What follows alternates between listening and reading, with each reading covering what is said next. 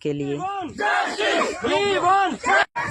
हरियाणा सरकार मुर्दाबाद, मुर्दाबाद। हरियाणा सरकार मुर्दाबाद, मुर्दाबाद। ना मनीषा को देख लीजिए कि मनीषा के पिता के भी बातों को थाना इतनी लापरवाही में लेते हैं कि मतलब कहीं ना कहीं उस बच्ची का 6 दिन बाद उसका शव मिलता है।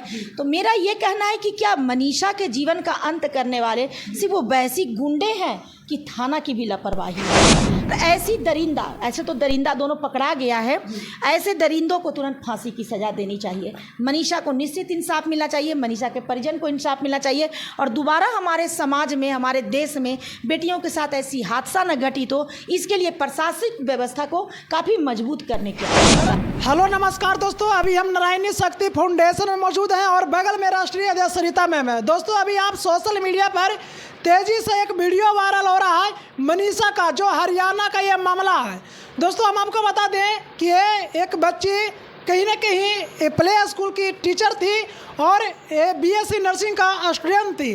दोस्तों बताते हैं कि कहीं ना कहीं इस बच्ची को दरिंदरों ने खा गया, नोच कर दबोच कर। क्यों खाया, क्या मामला है, इसी मुद्दे पर हम बातचीत करेंगे। तो सबसे पहले मैम मेरे चैनल में आपका स्वागत है। नारायणी शक्ति फाउंडेशन में आपका भी स्वागत है। क्या कहिएगा, हरियाणा के ये मामला है मनीषा का, जो कहीं ना कहीं दरिंदरों ने उसे दबोच कर शोषण किया पहले, फिर कहीं ना कहीं संबंध बनाया और फिर उसे जंगल में मार कर फेंक दिया। क्या कहिएगा? देखिए, कहीं ना कहीं इस केस में कानूनी व्यवस्था बहुत ही जर्जरा देखने को मिला है। यहाँ तक कि मनीषा जो है सो कहीं ना कहीं एक साधारण एक गरीब परिवार की बेटी है, पढ़ने में बहुत अच्छी है। वो नर्सिंग की तैयारी कर रही थी, साथ में अपनी पढ़ाई के लिए वो प्राइवेट वो प्ले स्कूल में भी बच्चों को पढ़ाती थी।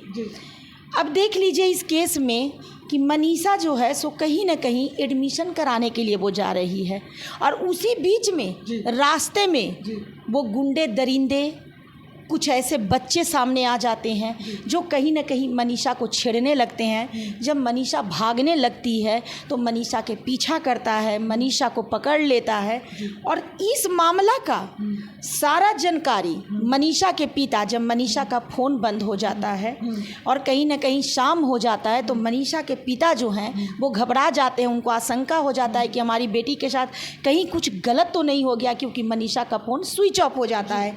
वो इन सारी मतलब बातों को लेकर थाना जाते हैं, थाना को सूचित करते हैं, वहाँ आवेदन लिख कर देते हैं। लेकिन प्रशासन का ये कहना होता है कि आपकी बेटी ही कहीं किसी के साथ भाग गई होगी, अपने बेटी पर ध्यान दो, अब हम लोग को फालतू मत दिमाग ख़राब करो। और इस तरह से मनीषा के पिता को अपमानजनक शब्दों का संबोधन करते हुए उनको थाना से भगा दिया जाता है। फिर वो जाते हैं, उनको लगता है हो सकता है हमारी बेटी वापस आ जाए।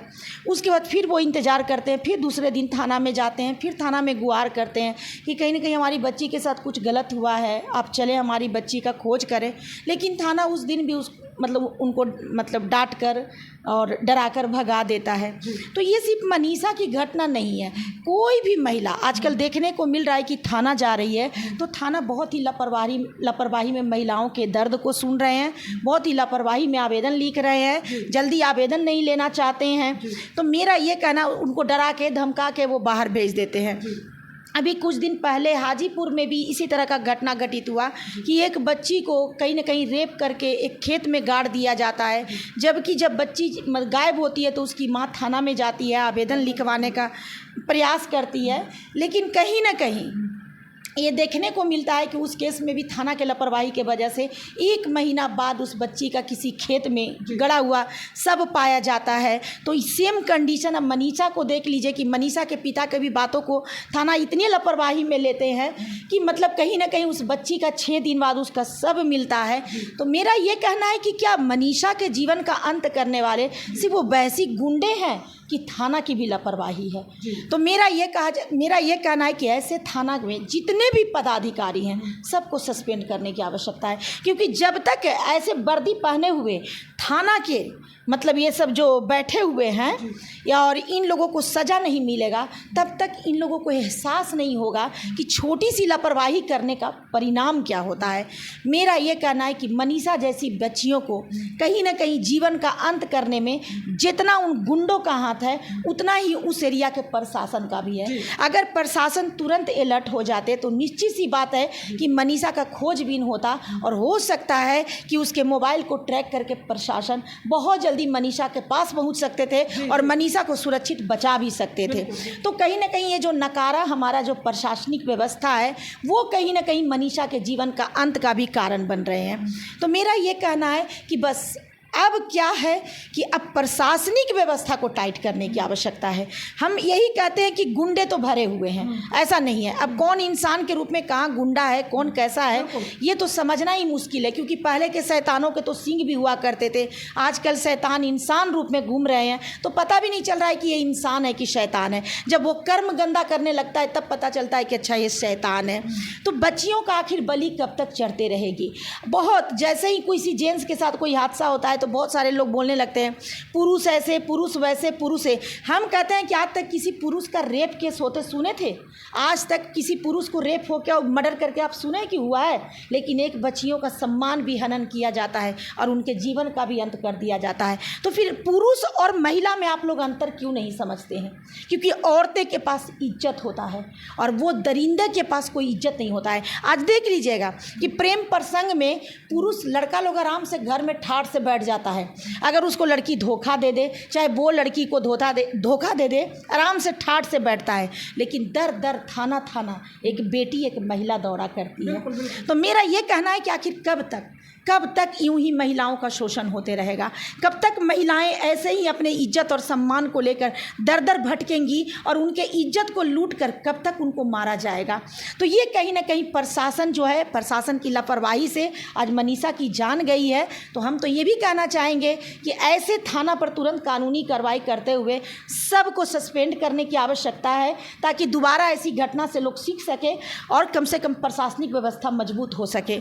और ऐसी दरिंदा, ऐसे तो दरिंदा दोनों पकड़ा गया है, ऐसे दरिंदों को तुरंत फांसी की सज़ा देनी चाहिए। मनीषा को निश्चित इंसाफ मिलना चाहिए, मनीषा के परिजन को इंसाफ मिलना चाहिए और दोबारा हमारे समाज में, हमारे देश में बेटियों के साथ ऐसी हादसा न घटित हो, इसके लिए प्रशासनिक व्यवस्था को काफ़ी मजबूत करने की आवश्यकता है। देखा जा रहा है कि आज के समय में लगातार बलात्कार लड़कियों को किया जा रहा है, रेप किया जा रहा है, किसी को मारा जा रहा है। ये आखिर ये मेन जड़ इसका क्या हो सकता है? मेन जड़ बस यही है, काम वासना से पीड़ित लोग हैं। कहीं ना कहीं अश्लील गाने बज रहे हैं, रंगदारी सॉन्ग बज रहे हैं, लोग गंदे प्रवृत्ति में जा रहे हैं, गंदी सोच से उनकी मानसिकता भर रही है। लोगों को लग रहा है कि महिला एक वस्तु है, यूज करने की वस्तु है, यूज करो, अगर यूज करने में मतलब नाकाकानी करती है तो उसको जान से मार दो। मतलब महिलाओं के लिए आज के डेट में देखने को मिल रहा है कि कुछ बहसी दरिंदों के दिल में सम्मान नहीं है। अभी कुछ मतलब अभी आज ही मेरे पास एक कॉल आया है और एक हमको पुरुष पूछ रहा है ये कि मैडम आप महिलाओं को ससुराल में क्यों रखवा देते हैं? तो मैं उस पुरुष के लिए ये कहना चाहती हूँ कि क्या महिला रोड पर रहेगी तो सुरक्षित रहेगी? आप लोग ये चाहते हो कि महिलाओं को धोखा मिले और उसके घर वाले ऐसा आराम से बैठे रहें, वो लड़का अपने घर में सुरक्षित होकर बैठे और एक महिला रोड पर आ जाए और रोड पर 3-4 गुंडे और मिलकर उनका शोषण करें? अगर मैं महिलाओं को उनके घर व्यवस्थित कर रही हूँ, सुरक्षित कर रही हूँ, जिन्होंने उनके सम्मान को बिगाड़ा है, जिन्होंने उनसे शादी किया है, सम्मान ही नहीं, मैं उन्हीं महिलाओं को उस घर में रखवाती हूँ जो शादी करते हैं। क्योंकि शादी करने के बाद पति का घर ही पत्नी का घर होता है। आखिर वो महिला कहाँ जाएगी? रोड पे रहेगी तो कोई वैसी दरिंदा का नज़र पड़ जाएगा, पता चलेगा कि उसका बलात्कार भी हो गया, फिर उसका जान भी चला गया। तो मैं क्या गलत करती हूँ अगर मैं किसी महिला को, शादीशुदा महिला को मैं उसके ससुराल पहुँचा देती हूँ? तो अभी एक पुरुष जो है सो काफ़ी इस पर हमसे बढ़ चढ़ के बहस कर रहे हैं। तो मैं उस ऐसे मानसिकता के पुरुषों को कहना चाहती हूँ कि आप लोग औरतों के बारे में क्यों नहीं सोचते हो? आप लोग के अंदर में इतना औरतों को लेकर घिरना क्यों है? आप लोग औरतों को व्यवस्थित क्यों नहीं देखना चाहते हो? मर्द का तो कभी घर नहीं छीनता है, लेकिन औरत का तो घर ही आप लोग छीन लेते हो। कभी केस के नाम पर छीन लेते हो, कभी मुकदमा के नाम पर छीन लेते हो कि अब मामला न्यायालय में है तो तुम घर से बाहर चल जाओ। ये क्या है? ये कैसी नीति चल रही है? जब महिला कोई अपने दर्द को लेकर उसका पति मारपीट करेगा और दर्द के लेके थाना में चाहे न्यायालय में आवेदन डालेगी तो उसको घर से निकाल दिया जाएगा, वो रोड पर जाकर केस लड़ेगी। ये कैसी परंपरा है? कोई भी शादीशुदा महिला हो तो आपके पास 2 रूम है, 2 रूम में 1 रूम उस महिला को दो देखो, आप रख लो। अगर आप लोग का मन मिल जाता है तो मिल जाओ, नहीं मिलता है तो हमारे न्यायालय भी तो एक सही इंसाफ ही करते हैं ना, कोई ना कोई रास्ता आप लोग का विकल्प निकाल देते हैं। घरेलू हिंसा में ऐसा तो नहीं है कि बहुत बड़ी बड़ी सज़ा है, एक विकल्प निकलता है, एक निदान निकलता है। तो आप लोग घर में रहकर भी तो निदान निकलवा सकते हो। इसका मतलब क्या है कि आप औरत लोग को घर से बाहर कर दो और उल्टा हमसे ही मतलब कि इस तरह से मेरे व्हाट्सएप पे भी देखिए कि वो रिकॉर्डिंग करके और भेजे हैं। मैं कहती हूँ कि आप लोग इस तरह से जो सोचते हो यही आप लोग का बर्बादी का एक दिन कारण बनेगा। आज तो मनीषा की कहानी है, बहुत सारी घर की बेटियों की कहानी है। कल जब अपनी बेटी और बहन के साथ ऐसा घटना घटित होगा कि शादी करके जब उसका पति रोड पर छोड़ेगा तो आप ही जैसे पुरुष हमारे पास आएंगे और बोलेंगे कि मैडम मेरी बहन का, मेरी बेटी का घर बसा दीजिए। तो ये मत सोचिए कि बेटियां सिर्फ दूसरे की घर की होती है, बेटियां आपके घर में भी जन्म लिया करती है। और जैसे अपने बेटी और बहन के बारे में आप सोचते हैं, दूसरे के भी बहन बेटी के बारे में वैसा ही सोचें, क्योंकि आप लोग की मतलब हिंसक सोच विचार ही आज जितनी भी महिलाओं का रेप होता है कोई ना कोई पुरुष करता है। और पुरुष कौन है, कैसा पुरुष है, ये व्यक्ति के कर्मों पर ही डिपेंड करता है। तो मैं कहती हूँ कि महिलाओं के लिए अच्छा सोचें, महिलाओं का भी घर और महिलाओं का भी जीवन सुरक्षित करना ये मेरा धर्म है और मैं ये धर्म हमेशा करते रहूँगी और देखती हूँ कि मुझे कौन रोक लेता है। चलिए दोस्तों, तो ये नारायणी शक्ति फाउंडेशन का राष्ट्रीय अध्यक्ष सरिता मैम है और हम आपको बता दें कि मनीषा के साथ जो कांड हुआ है, जो दर्दनाक मौत दिया गया है, आज यदि हरियाणा में मेरी संगठन होती और मनीषा के पिता अगर मेरे पास आ गए होते तो निश्चित सी बात है कि हम सारी समाज सेवियां खोज कर प्रशासन को अलर्ट कर कर मनीषा को खोज लेते और आज बचा लेते। तो दुर्भाग्य है कि आज प्रशासनिक व्यवस्था होने के बावजूद, न्यायालय कानून होने के बावजूद आए दिन मनीषा जैसी न जाने कितनी बेटियों की बलि चढ़ रही है और आज भी कानूनी व्यवस्था हाथ पे हाथ धर के बैठी हुई है। और कहीं ना कहीं हर केस में देखने को मिलता है ये लोग महिलाओं को ही दोषी साबित कर देते हैं। ये लोग को ये नहीं समझ में आता है क्या बेटी को स्वतंत्र होकर पढ़ने का अधिकार नहीं है? क्या बेटी को गुंडे लोग मतलब रास्ता में मिल जाएंगे और उनका इज्जत, उसका सम्मान लूट लेंगे? और जिस दिन ये बेटियां कुछ कारनामा कर देती हैं तो तुरंत औरत जात खराब, औरत ऐसी, औरत वैसी। और ये जो बैसी दरिंदे जो गुंडे हैं, इन लोगों पर आप लोगों का जुबान क्यों नहीं खुलता है? अब हम देखते हैं कि मनीषा को किस तरह से ये लोग जो समाज के लोग हैं, जो बेटियों को लेकर घृणित भाव रखते हैं, किस तरह से इंसाफ दिलाते हैं। लेकिन मनीषा का जिसने रेप किया है, जिसने मनीषा का जीवन बर्बाद किया है, थाना को तुरंत सारा जितना वहाँ पे मतलब जो भी थाना में होंगे सबको एकदम ये कर दिया जाए। बोला जा रहा कि एसपी और एसएचओ और 5 को प्रशासन को कहीं ना कहीं वहाँ से सस्पेंड किया, बिल्कुल सस्पेंड करने की आवश्यकता है। एकदम सस्पेंड कर दिया जाए ऐसे लोगों को, क्योंकि कुछ थाना को अगर सबक मिल गया तो सभी थाना सुरक्षित होंगे और सभी थाना समझ जाएंगे कि बेटियों के लापरवाही में लेने का परिणाम क्या होता है।